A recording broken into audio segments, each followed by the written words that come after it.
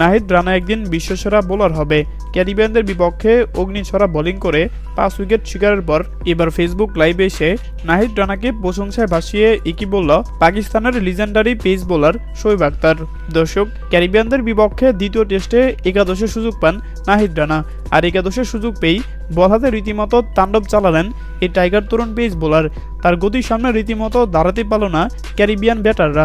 ভয়ঙ্কর বোলিং করে একের পর এক ক্যারিবিয়ান ব্যাটারদেরকে আউট করে সাজঘরে ফেরত পাঠায় নাহিদ রানা। এদিন দুর্দান্ত বোলিং করে টেস্ট ক্যারিয়ারে প্রথমবার 5 উইকেট শিকার করে এই টাইগার তরুণ পেস বোলার।